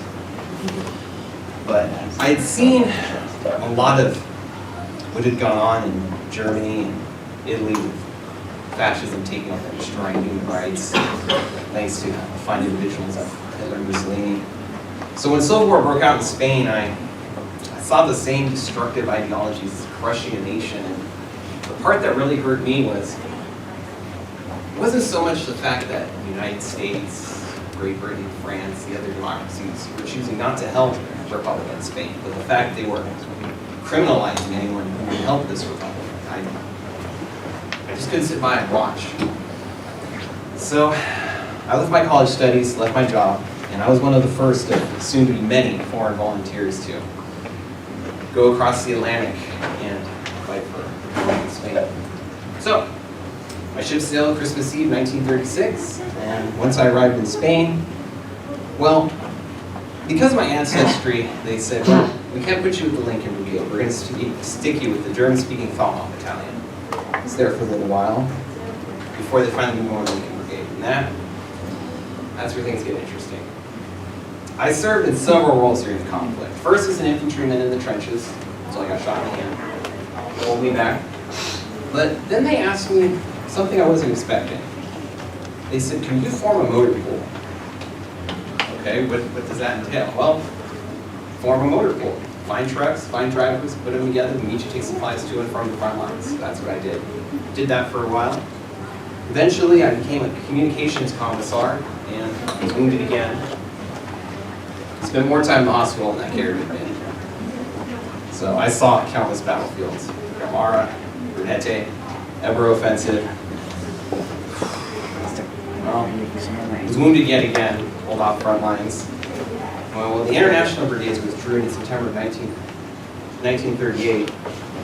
My participation in the war and my association, again, not a member of the Communist Party, just association, prevented me from coming back to the United States until finally in 1939, through some finagling, I managed to get my way back to the United States. I got my old job as a dock worker back, working with several people I actually served with in Spain. So, well, when the Second World War broke out, the next day after Pearl Harbor was bombed, December 8th, I joined the United States Army over to fight fascism. I was assigned to the Iowa National Guard, so from California, signed up. Iowa National Guard, I know, unusual. And I got sent to the Southwest Pacific, where I am now, fighting at the bloody Battle of Buna in northern New Guinea. So, where do I go from here? Well, soon I'll be part of the liberation of the Philippines, and on New Year's Eve, 1944, I'll be killed in action. My body is now interred at the Manila National Cemetery for the rest of this day. Thank you.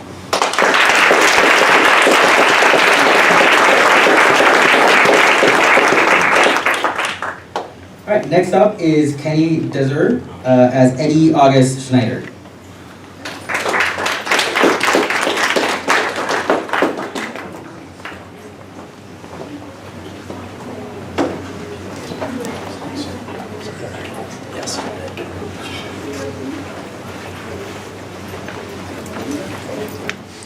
My name is Eddie August Schneider.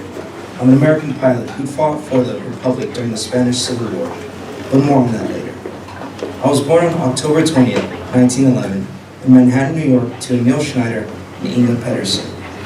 My family moved out of New York to Jersey City, New Jersey, when I was young. I graduated high school in 1927 at Dickinson High School in Jersey City. 1927 was also a very tough year for my family, because that's when my mother died. After her death, my father took our family to Germany to visit some relatives. It was in Germany where I flew in my first plane and my obsession with aviation began. Once I got back to the United States, I quickly worked to get both my pilot's and mechanic's license, which I got in 1929, landing me to become the youngest person in the United States to do so. On July 30th, 1930, when I was 21, I decided that I would fly to the Pacific Coast and back.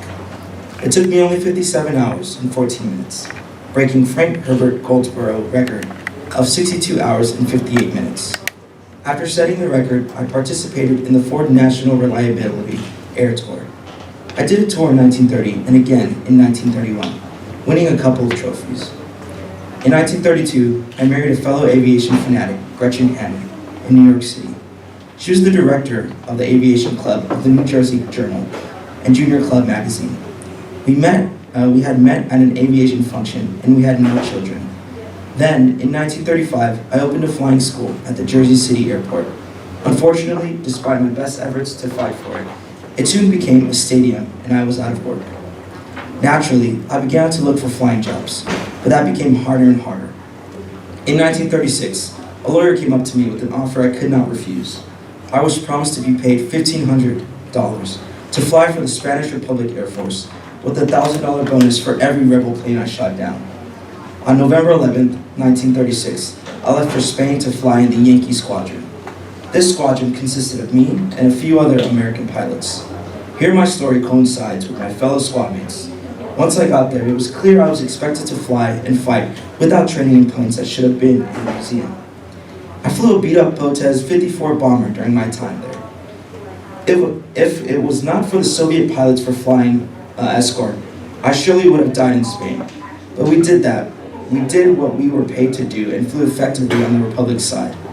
After a month of flying in Spain, things were getting more and more difficult and dangerous. Me and a few others had enough of this war. It got to the point that we had to pull out our pistols every time we landed because we feared being arrested on suspicion of being nationalist agents. It didn't help my case when I accidentally turned on the nationalist radio station. We complained to the Spanish Air Ministry, but they did nothing but remind us of our various shortcomings.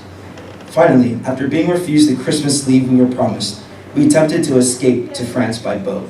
We were found out and arrested, while the man who was supposed to drive the boat was executed. We were released after 1,800 hours of imprisonment. I guess the Republic still needed pilots, but in January of 1937, we returned to the U.S. Apparently, the U.S. government demanded us back. Once back, I told a reporter this was a mess, and there was always that never-ending jockeying for the power among the factions to contend with. It got to the point where we did not know who we were fighting and why. I was never paid for my service, but I was glad to be back in the United States. I had no political motives to join the fight. I was broke, hungry, and jobless. The Spanish offer was just too good to refuse. When I got back, I was arrested and questioned by the U.S. government. But after saying I had not forsworn allegiance to the United States, I was set free. I then got a job with American Airlines. In 1940, I was able to sign up for the draft. Apparently, the U.S. military needed pilots too. Sadly, I died on December 23, 1940, at Floyd Bennett Field in a mid-air collision during a training exercise at the age of 29.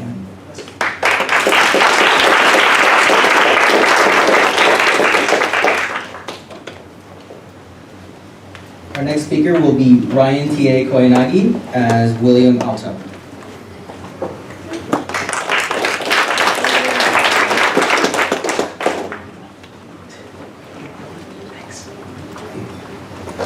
My name is William Eric Alto. I was born in the Bronx, New York on July 30th, 1915. My mother, Elsa Akola, was from Finland and came from an affluent landowning family. She became a communist and had to flee Finland for America when she was an athlete. Once here in the States, she connected with Finnish communist circles. To help me stay in school, my mother married a well-to-do conservative Finnish man named Otto Alto, and he adopted me when I was 12 years old. As I got older, I adopted a similar worldview as my mother because of what she taught me, the struggles I had seen her go through. It was around this time that my stepfather and I started feuding. I also palled around with a Finnish youth club known as the Harlem Proletarians and joined the Bronx Young Communist League. Tragedy struck when my young half-brother Henry passed away. After my little brother's death, tensions with my stepfather only worsened, so I left home and school to find myself. I ended up working odd jobs like truck driving before leaving for Spain. In 1937, at 21 years old, I left the United States to fight fascism in Spain. Seeing how the world was crumbling around me because of the Great Depression, I had a desire to make my mark on this unforgiving world. So I would leave for the Havre, France, aboard the SS Paris. I crossed into Spain from France, and like many of my comrades at the time, once I was in Spain, I was recruited to be a guerrilla in the International Brigade Collection Point at Albacete. I was recruited because I am 6'2" and very athletic. A college-educated longshoremen's union organizer named Alex Kunstlich was also recruited with me. We were trained by the Soviets in demolitions at a school near Jaén in southern Spain, but they taught us how to use pressure-sensitive explosives so we could sabotage supply lines. After we finished our training, we teamed up with a tough young Communist Party organizer and former acrobat from Brooklyn named Irving Goff. Under the command of Kunstlich, we focused our guerrilla operations on the southern front and in the countrysides of Cordoba and Granada. In 1937, the size of our guerrilla unit grew, and I became Kunstlich's second in command. I was responsible for logistics, supply, and strategic command of all our operations. I preferred being guerrilla, though. I had no desire to go over the top, get ripped into by a bayonet, or mowed down by machine gun fire. Our operations consisted heavily of sabotaging fascist infrastructure like railways, roads, and bridges. We could not engage in actual fighting, however, because we were often stifled by the lack of arms we had because of the international arms embargo. In 1938, disaster struck. The fascists ripped apart our lines and powered down Aragon to the sea, cutting our fronts in two. On top of that, we lost our comrade Kunstlich. We usually planned everything meticulously, but in the hasty retreat as a result of the fascist offensive, our comrade had a lapse in focus and got himself captured. I believe he was executed near Granada. To try to boost morale, we planned a prison break at the fascist fortress de Motril in southern Spain. It was an amphibious operation. It took 30 men, and we were able to free 300 of our comrades from the grips of the fascist dogs. Comrade Goff and I almost lost our lives as we were cut off by fascists, and we had to make our escape by swimming out to sea. We were able to swim back to Republican territory, but our comrades who fled with us drowned. In June of 1938, I was promoted to captain, but after the strain of 17 grueling months of combat, I was hospitalized 3 times with fever, colitis, and malaria between July and November. I wrote to the brigade organizers that Goff and I were no longer serving any useful purpose and were better off returning to the States to bring publicity to the cause. I was also financially responsible for my mother and younger half-brother, John. Goff and I were demobilized in Valencia. However, the process to get out of Spain would beg and we would not leave Barcelona until February of 1939. Upon returning home, I never spoke of my exploits. Whenever Goff would brag about our adventures behind fascist lines, I found it better to walk away. At home, I would also spend time talking on behalf of the Republican cause, its refugees and prisoners. But in 1942, after the outbreak of World War II, I was recruited to an elite special forces unit known as the Office of Strategic Services, or the OSS. We were to parachute into Europe and liaise with the partisan resistance movements behind fascist lines. I never made it to Europe, however, as in 1943, my world was turned upside down. I came out as a homosexual to my comrade, Irving Goff. Despite all we had been through, he outed me to everyone in our unit and questioned my capabilities because of my sexuality. Despite me being more decorated than Goff, he and other Lincolns told me I was a weak link in our unit. After this betrayal, I never spoke to any of my Lincoln comrades again. Our OSS commander, at the request of my former comrades, transferred me out of active service into a training camp in Maryland known as Camp Ritchie. Here I trained young officers in explosives. During a training exercise, a young officer dropped a live grenade. I lunged after it, but before I could throw it, it blew up in my hand, removing my hand and most of my forearm. After this tragic incident, I was discharged from the military with a disability pension. After my discharge, using the GI Bill, I studied poetry at Columbia University, and I published several articles in the Marxist periodical New Masses. I then traveled to Europe, where I met my lifelong friend, W.H. Auden. Although I was often in the company of other poets, I drank a little too much and lashed out violently from time to time. In June of 1958, after a turbulent but extraordinary life, I passed away from leukemia and was buried in the Long Island National Cemetery.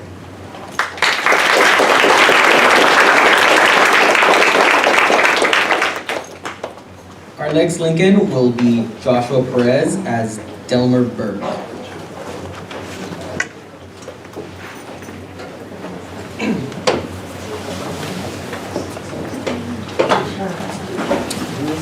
Hello, my name is Delmer Burke. I was born on December 15, 1915, in the city most of you are familiar with, Anaheim. My mother and father were both tenant farmers and always struggled financially, which is why I left high school in Manteca, California as a junior during the Great Depression to help support my family in Hawaii. I later moved to Los Angeles where, tempted by recruiters for the military, I joined the National Guard. I legally bought my way out of the Guard for $120 and got a job washing dishes at the Roosevelt Hotel in Hollywood when I saw a billboard advertising for the Lincoln Brigade recruits. I knew about the situation that was occurring in Spain, and I sympathized with the Spanish people who were suffering because I myself knew how it felt to suffer, which is why I was motivated to fight. I was also a proud communist, and through the Young Communist League, I enlisted at the age of 21. After cobbling together a bus fare to New York, I boarded the French luxury liner Champagne for France. I would then arrive in Spain on January 1938, crossing the snow-capped French border. I would go on to install communication lines for the frontline anti-aircraft artillery near Barcelona, defended the mountain town of Teruel, and fought at the Battle of Ebro, the biggest battle of the Spanish Civil War. Eventually, I was wounded that August when Italian bombers missed a railroad station and instead struck a monastery where I and others were belittled. Shrapnel from the bomb remained in my liver for the rest of my life. After returning from Spain, I joined the Army and was assigned to anti-aircraft battery in Uguita. I was later discharged because of the shrapnel wound from fighting in Spain. After the war, I worked as a farm laborer and landscaper and started a cement and stone masonry business with one of my sons. I remained active in politics, however, and would go on to join the Communist Party in the United States of America in 1943. I would eventually become the president of my local chapter of the NAACP, organized farm workers and protested the Vietnam War and nuclear weapons. I would go on to live the rest of my life with my wife June in Sierra Nevada foothills, where I lived to the young age of 100, which made me the last known living member of the Lincoln Brigade until my death in February of 2016.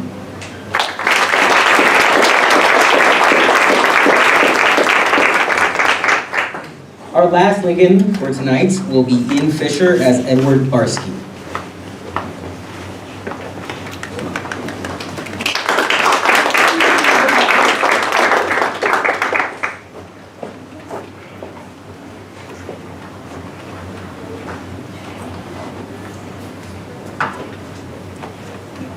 My name is Edward K.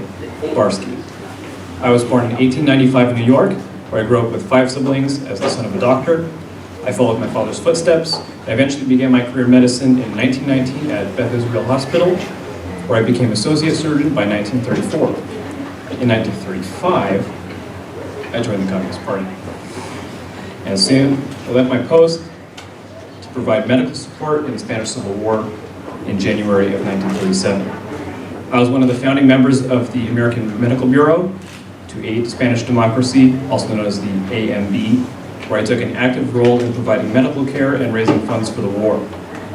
This included a short return to the United States in 1937, during which I raised funds from a speaking tour. Providing medical care to Republican soldiers during the Civil War was incredibly difficult, as we lacked supplies and accommodations. After receiving a message alerting my team to the hundreds of injured as the result of the Battle of Jarama, my team and the townspeople, who we enlisted frantically, worked to transform the schoolhouse into a hospital. Although the addition of new medical volunteers, new supplies, and surprisingly lavish accommodations at a place called Villa Paz made life easier as the war progressed, we still continued to struggle with the inadequacies of all sorts. At one point, I was even forced to perform surgery by handheld flashlight. Furthermore, one surgeon and I set the dubious record of operating on patients for 50 hours without sleep. Another difficulty I experienced with the war was that my duties often extended into areas I had no prior experience in. The transportation of medical facilities, patients, and officers was one capacity in which I was woefully underprepared, which I quickly had to compensate for. Learning to immediately leave vehicles and flee perpendicularly at the side of a plane was an important skill to learn for self-preservation. I also found myself sometimes alternating roles with my young driver, Jim Noygas, who we had on earlier, who was sometimes so tired that I was afraid he'd fall asleep at the wheel otherwise. In addition, during the war, I suffered from Crohn's disease, inflammation of the digestive tract, which made life even more difficult on a soldier's diet. Our medical officers made a variety of advancements that have continued to the modern day over the course of the Civil War. For one, we devised a set of principles which ensured that fractures in the limbs met lower rates of infection and other serious complications.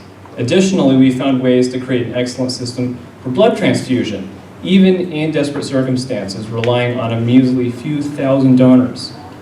There was also some of the first antimicrobial agents and studies on nutritional efficiency.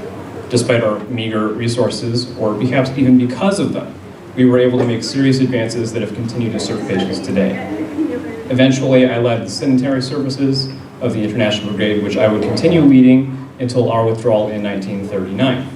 After the war, I tried to assist Republican refugees with the Joint Anti-Fascist Refugees Committee, JAFRC, which resulted in being called to testify before the House Un-American Activities Committee, HUAC, in 1947.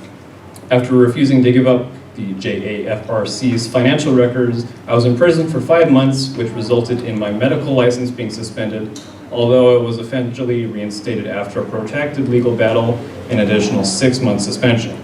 Once I returned home from war, I wrote a lengthy 400-page manuscript, but never managed to get it published. I also married Vita Lauter and had a daughter named Angela. As I grew older, I continued working as a surgeon and joined other progressive causes, such as working with the labor parties nationally and publicly opposing the Vietnam War. I died in 1975, leaving behind a wife and daughter.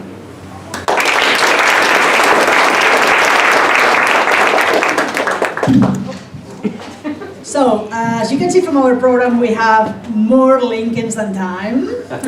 So, we have to wrap it up without welcoming all the Lincolns that we initially had intended. But the last words, and for those of you that think that events like this are organized out of thin air, they are not. Here I want to kind of like like pay tribute to the students of 435C, the Spanish Civil War.